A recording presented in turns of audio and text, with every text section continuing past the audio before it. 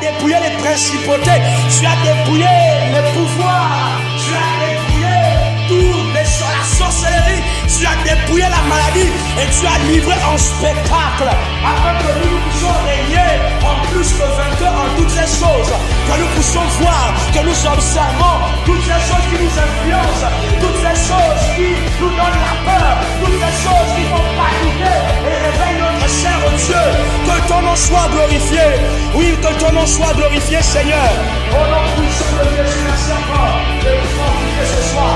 Merci encore de nous encourager ce soir par le nom de Jésus-Christ de Nazareth. Oh mon Shaddai, Meshach, Abednego, par rapport à la situation que nous vivons dans le pays, Seigneur, nous voulons tout simplement avoir les yeux rivés vers toi, Seigneur, les yeux rivés vers la montagne, parce que c'est là-bas où nous viendra le secours, c'est là-bas où nous viendra la guérison, c'est là-bas où nous viendra la solution, parce que tu es la solution à toutes les choses, parce que tu es la solution, tu es notre rédemption, Dieu, toi qui as été immolé, toi qui as été frappé, Seigneur, maltraité, pour chacune de nos vies, Seigneur, et nous voulons tout simplement nous abandonner à toi, nous voulons tout simplement ce soir te donner nos cœurs, Seigneur, au nom de Jésus-Christ. Merci encore que toute la gloire et l'honneur te reviennent. Au nom de Jésus, Amen.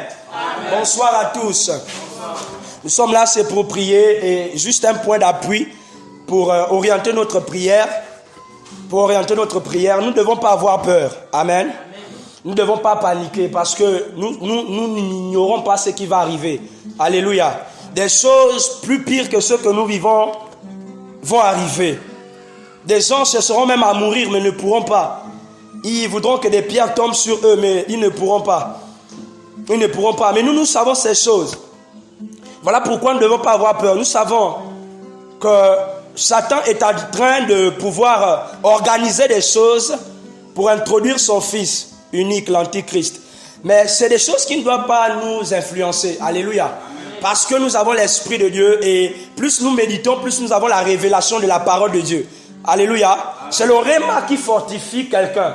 C'est le réma qui fait asseoir la foi de quelqu'un.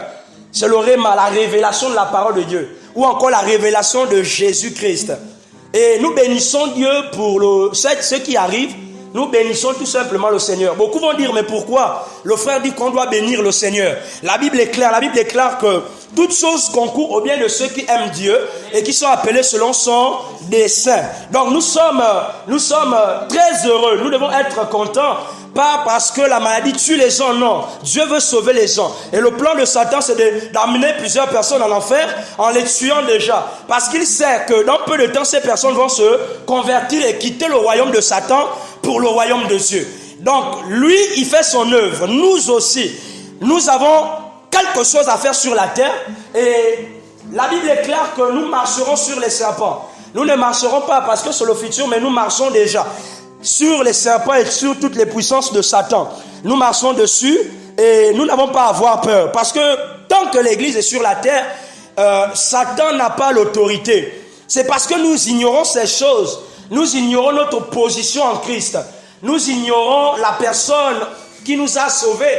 Nous n'avons certainement pas, en fait, une révélation concrète de la personne qui nous a appelés, de la personne qui nous a enrôlés, qui est Jésus-Christ, de celui qui est mort sur la croix pour nous, qui est Jésus-Christ. Nous ignorons un certain nombre de choses par rapport à lui. Voilà pourquoi, par rapport à notre intimité avec Dieu, c'est ce qui influence nos vies. Voilà pourquoi nos vies sont influencées par les circonstances de la vie. Parce que notre intimité avec Dieu est basse, notre intimité avec Dieu est petite, elle est rétrécie, elle n'est pas large. Voilà pourquoi nous laissons influencer par ce que nous voyons. Or, si nous nous laissons influencer par la puissance de Dieu, par l'intimité de Dieu, si nous nous laissons encore influencer par la gloire de Dieu, nous verrons que ces choses-là, ces circonstances-là, nous marcherons dessus par la grâce de Dieu. Alléluia. Amen. Alléluia. Amen. C'est vrai, je parle beaucoup, mais je suis obligé de parler. C'est ce qui me vient à cœur et c'est ce qui vient dans mon esprit. Je suis obligé de parler de ça. Alléluia. Amen. Donc nous ne devons pas avoir peur. Parce que nous avons l'Esprit de Dieu avec nous. La Bible déclare que l'Esprit de Dieu est sur vous. Il est autour de vous et il est en vous. Sur nous parce que c'est lui qui règne. autour de nous parce qu'il établit une barrière, sinon un rayon de protection face à l'ennemi. Il établit une barrière entre l'ennemi et nous. Et en nous parce que c'est lui qui donne les directives. En nous parce que c'est lui qui fortifie nos vies, celui qui nous donne l'assurance, celui qui nous donne la force de pouvoir marcher au-dessus des circonstances de la vie. Donc un chrétien doit dominer sur les circonstances de la vie et ne doit pas être influencé. Alléluia. Amen. Ok, donc si Dieu permet que le coronavirus arrive jusqu'ici, c'est pour quelque chose de bien précis. Parce que pour nous, nous voyons que c'est terrible. C'est une terribilité, c'est une impossibilité. Mais Dieu parfois permet ces choses pour manifester sa gloire. Pour manifester la gloire de Dieu. Parce que aujourd'hui, pour sauver quelqu'un, il faut que Dieu opère un miracle. Oui, pour asseoir automatiquement la foi de cette personne. Il faudrait que Dieu produise un miracle. Dieu guérisse quelqu'un. Dieu influence quelqu'un par son esprit. Frère, s'il te plaît, tu peux continuer à jouer, s'il te plaît. Dieu influence son esprit. Et donc, ce qui est impossible, ce que nous voyons comme une finalité. Ce que nous voyons comme une finalité est pour Dieu une opportunité.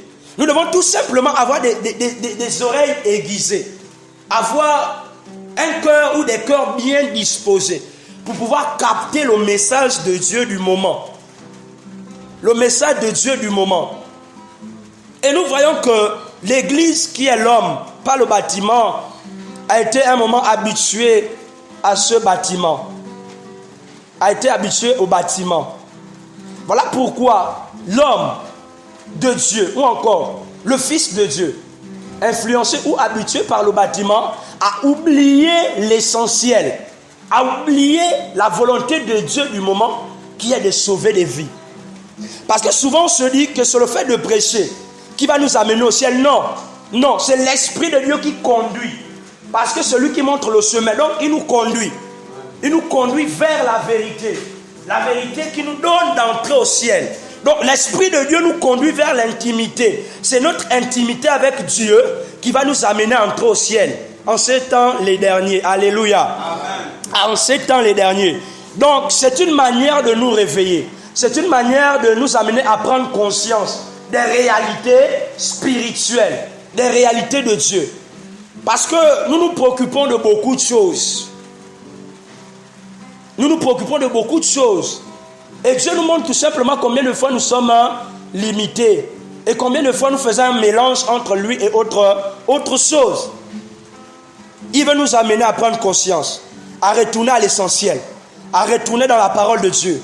À retourner dans l'intimité. Et la majorité des enfants de Dieu que nous sommes, nous convertissons beaucoup de gens, mais nos familles ne sont pas converties.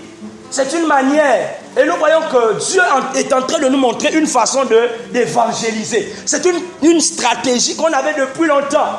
Mais Dieu est en train de nous ramener dans ça. Gagner des familles pour Christ. Or, si toi et moi nous gagnons nos familles, nous dévoilons notre lumière, nous pourrons gagner nos familles et la parole de Dieu pourra atteindre toute la terre. Alléluia. Et Dieu pourra revenir et Jésus pourra arriver bientôt. La Bible déclare dans Matthieu 5 au verset 15 ou encore à partir du verset 13. C'est vous qui êtes le sel du monde. Ah, c'est ma version français courante. Mais si le sel perd son goût, comment pourrait-on le rendre de nouveau salé? Il n'est plus bon à rien. On le jette dehors et les gens marchent dessus. Verset 14. C'est vous qui êtes la lumière du monde. Une ville construite sur une montagne ne peut pas être cachée. On n'allume pas une lampe pour la mettre sous le seau. Au contraire, on la place sur son support. Dans notre version, c'est le chandelier, d'où elle éclaire tous ceux qui sont dans la maison. Alléluia. Sur tous ceux qui... La lumière éclaire tous ceux qui sont dans la maison. La Bible déclare, vous êtes le sel. Donc le sel est capable d'assaisonner. Le sel est capable de rendre salé. Le sel est capable de donner du goût. Le sel est capable de donner de l'assurance. Le sel est capable de donner l'envie de manger. Et nous sommes le sel. Nous devons avoir cette capacité, oui, à donner ou de donner à nos parents de marcher selon Christ. Nous devons donner à nos familles l'envie et le désir de déguster la personnalité de Christ, de déguster la parole de Dieu et la puissance de Dieu. C'est ce que nous sommes. Alors nous sommes, au lieu de paniquer comme ceux-là qui n'ont pas Dieu, nous devons les rassurer. Nous devons parler de sorte que ces personnes puissent avoir confiance en Dieu, puissent maintenant réaliser combien de fois ils sont limités parce qu'il y a un nouveau roi qui a été établi sur la terre, qu'on appelle coronavirus, qui dicte des lois qu'on ne peut pas bouder, on ne peut pas refuser. On se soumet totalement. Le monde entier se soumet au coronavirus, pas au gouvernement, mais au coronavirus. Et là, l'homme est limité. L'homme est limité. L'homme est limité. Il voit combien de fois il a besoin de Dieu. C'est là où il réalise. Vous êtes la lumière du monde. La lumière du monde. Fait pour apporter l'éclairage. Fait pour apporter la lumière de Dieu dans les vies des hommes et des femmes. Mais là, Dieu nous amène à rentrer dans nos maisons. Dieu nous amène à prêcher à nos familles. Parce que souvent on n'arrive pas à parler de Dieu à nos familles, mais on arrive à convertir des gens qui sont dehors. On n'arrive pas à prier avec nos familles, mais on arrive à prier avec des gens qui sont dehors. On trouve plaisir à prier avec des gens qui sont dehors que de prier avec nos familles. Or, lorsque tu vas gagner toute ta famille, lorsque nous allons tous gagner nos familles, tellement nous sommes nombreux, nous les chrétiens, lorsque nous allons gagner nos familles, nous pourrons à ce moment faire avancer le royaume de Dieu. C'est l'heure où les enfants de Dieu doivent être révélés. Les enfants de Dieu doivent sortir de leur coquille. Parce qu'aujourd'hui, nous sommes comme des tortues maintenant. On est rentré, c'est fini. On ne peut plus rien faire. On ne peut plus rien faire. Voilà pourquoi Dieu réalise l'importance de la famille en fait. Parce que nous voyons que Dieu s'est toujours servi d'une famille pour gagner la terre. Dieu s'est servi d'une famille pour pouvoir influencer un nombre.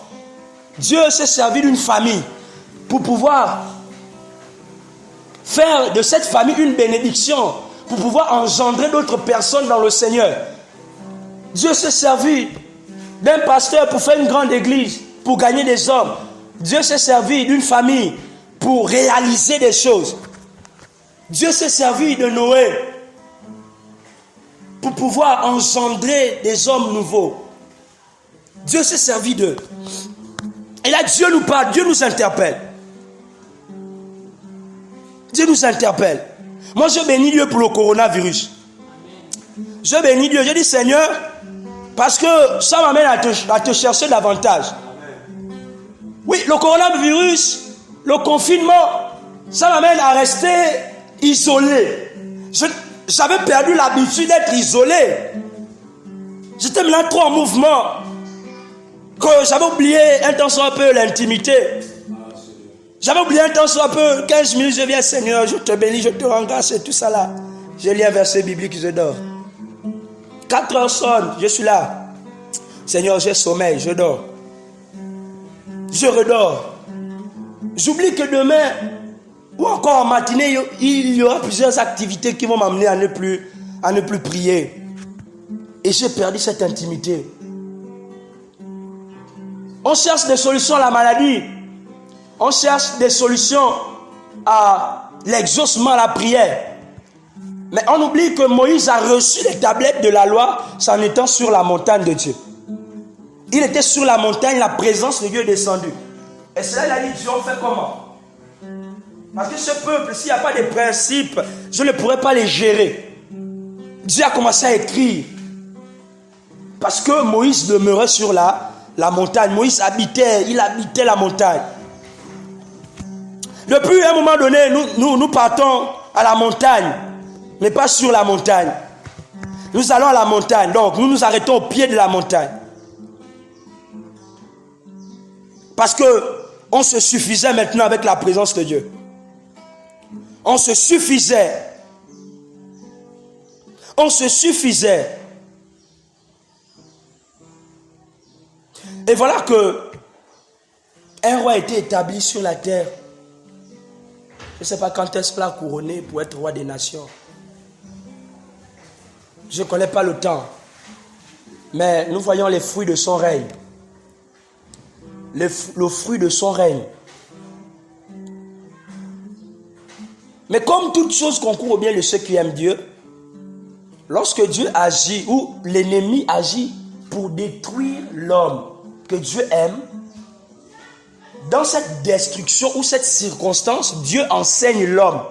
La circonstance par laquelle nous traversons est en train de nous enseigner, est en train de nous aiguiser, nous fortifier, nous encourager, mettre en nous, comme les autres disent, une sainte colère. Et nous amène à réaliser l'existence de Satan.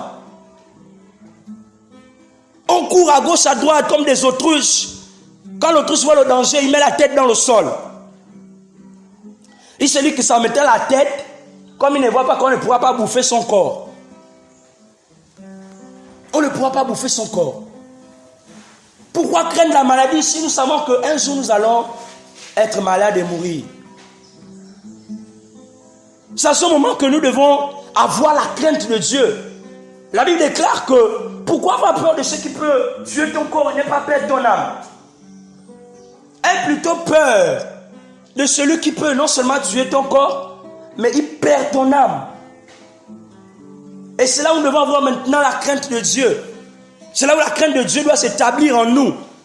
C'est là où la crainte de Dieu doit nous envahir. Parce que la crainte de Dieu est partie. Nous accomplissons les choses de Dieu à moitié maintenant. Il y a des lois que nous faisons. Ça nous concerne. Il y a d'autres, ça ne nous concerne pas. Et on ne fait pas. On dit, bon, ça, il n'y a que des hommes et tout ça là. Nous voyons dans Luc 2, la Bible déclare que Zacharie était un homme qui a appliqué correctement la parole de Dieu. C'est un homme. Il dit, la Bible déclare un sacrificateur. L'Esprit de Dieu était sur lui. Un sacrificateur. La Bible déclare qu'il accomplissait les lois de Dieu correctement. Je me suis posé la question, mais c'est Zacharie. Comment lui il a pu faire ça? Comment il a pu faire ça? Et nous voyons la persécution de Jérusalem lorsqu'ils se sont dispersés pour entrer dans les maisons. La Bible déclare qu'ils se sont multipliés. Ils se sont multipliés. Et nous, comme on arrive, on n'est plus au temple. Lorsque nous sommes au quartier, dans nos maisons surtout, nous devons nous multiplier. Nous devons nous multiplier. Mais nous tremblons de peur. Nous tremblons de peur.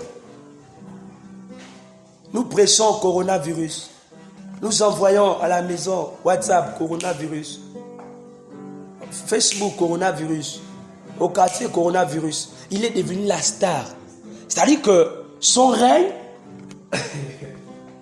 C'est-à-dire que nous sommes en train de glorifier le coronavirus implicitement. Nous glorifions le coronavirus. Et il gagne en pouvoir. Il gagne en grade, en autorité dans nos vies. Vous remarquerez qu'un chien attaque quand il ressent que tu as peur. Un chien méchant, il va arriver en vitesse pour t'influencer. Dès qu'il sent que tu as peur, il va t'agresser. Et Satan, lorsqu'il voit que nous avons peur, il finit par déstabiliser notre foi. Oh non, non, non, Corona, on va mourir. Oh, on va mourir, on va mourir, on va mourir, on va mourir, on va mourir. On va aller dans la tombe. Il y a deux choses qui nous amènent à avoir peur. La première chose, c'est le péché. Parce qu'on ne sait pas où on va aller. La deuxième chose, c'est l'ignorance. Des Ésaïe 8, si je ne me trompe pas, Ésaïe 8, la Bible déclare que qui est l'homme pour que tu prennes soin de lui? La Bible déclare que Dieu nous a fait peu inférieurs à lui. Nous sommes des autorités peu inférieures à Dieu. Même les anges ne sont pas peu inférieurs à Dieu. Alléluia. Dans notre version, il dit égal aux anges. Mais en Christ, nous devenons des fils. Ce qui nous met supérieurs aux anges. Supérieurs aux démons, parce que des démons, ils étaient des anges. Et nous devons réaliser ça. C'est là où vous et moi, nous devons nous lever pour prier en faveur du pays. Alléluia. 2 Chroniques 7, verset 11 à 14. La Bible déclare que mon peuple sur qui est invoqué mon nom. La Bible n'a pas dit que si les païens se convertissent, la Bible déclare mon peuple sur qui est invoqué mon nom. Là, il parle de nous. La Bible parle des gens qui connaissent Dieu. Mon peuple sur qui est invoqué. Le peuple de Dieu sur qui est invoqué. Il n'a pas dit les non-croyants sur qui est invoqué. S'humilie. Prie. Cherche ma face. Et se détourne de leur mauvaise voie. Je les pardonnerai leurs péchés. Et c'est pas tout. Je guérirai son pays. Alléluia.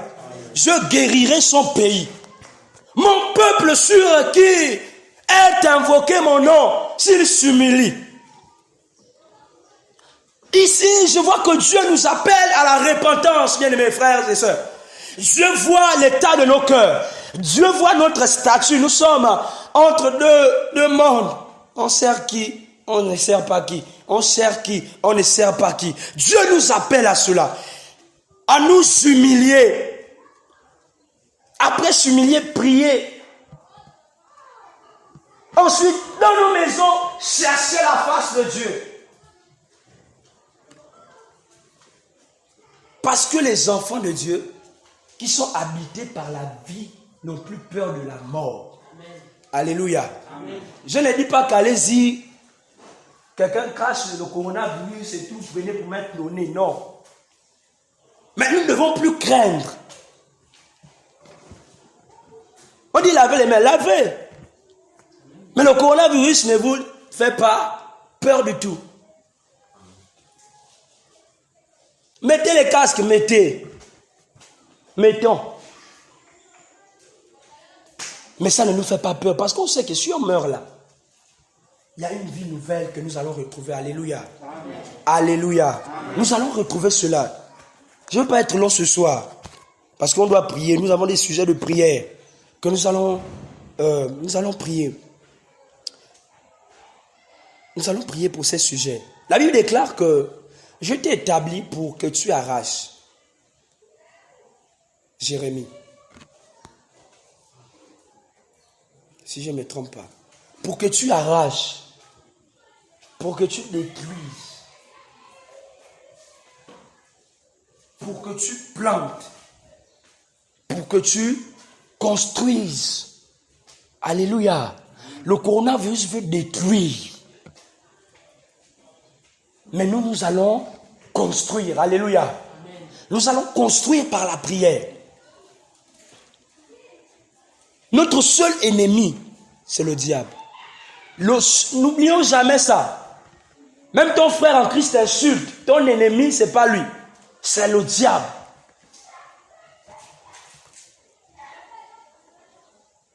Le diable utilise l'intelligence des hommes pour fabriquer des choses, pour tuer les autres. Alléluia. Alléluia. Donc comme ça, nous allons prier, bien aimés. Nous devons prier pour nos familles. C'est très important. Nous devons prier pour la conversion de nos familles. Nous devons prier pour la conversion de notre entourage. Nous devons prier pour tous ces sujets-là. Et à partir de maintenant, lorsque nous entrons chez nous, bon, pour ceux-là qui restent chez eux, lorsque nous allons rentrer chez nous, avant de dormir, organisons une réunion de prière avant de dormir dans nos maisons. Afin de fermer les portes à Satan dans nos familles. Alléluia. Oui, les portes doivent être fermées maintenant. C'est plus le temps où on laisse les portes ouvertes. C'est le temps où les portes doivent rester fermées. Alléluia. Si tu es faible, la Bible déclare qu'avec nous, nous avons le plus fort. Nous avons le plus fort. Acte 1:8. Je vais utiliser ce passage dans ma version. Mais vous recevrez une force. Parce que le fait de t'enlever du temple t'a maintenant affaibli. Le fait que tu ne pries plus avec le pasteur, le fait que tu ne pries plus avec un ancien, tu ne pries plus avec un frère t'a affaibli. Mais la Bible dit que vous recevrez une force. Parce que le but du diable, c'est de créer l'isolement pour nous dévorer. Parce que quand tu es isolé, nous voyons comment les lions attaquent. Il y a un troupeau, les gars sont bien collés. Ils cherchent à influencer une personne. Lorsqu'une personne quitte du troupeau, ils mangent. Lorsque nous allons nous affaiblir, on sera influencé par les ténèbres. Mais vous recevrez une force. Quand le Saint-Esprit descendra sur vous, vous recevrez une force. Vous recevrez une force. Nous recevrons une... Alléluia. Amen. Alléluia. Amen. Nous allons prier. Nous recevrons une force. Nous allons prier. Mon peuple sur qui est invoqué mon nom. Certainement les frères ont parlé de ça ici beaucoup de fois. Mon peuple sur qui est invoqué mon nom, s'il s'humilie. Nous devons ce soir reconnaître que nous sommes impuissants sans Dieu. Nous voyons comment notre chair tremble lorsque nous parlons du coronavirus, lorsque nous parlons des temps compliqués. Notre chair remonte et nous influence. La peur nous envahit, la panique et toutes ces choses, les murmures, les plaintes nous envahissent. Et nous allons tout simplement nous humilier ce soir. Nous allons nous humilier. Nous allons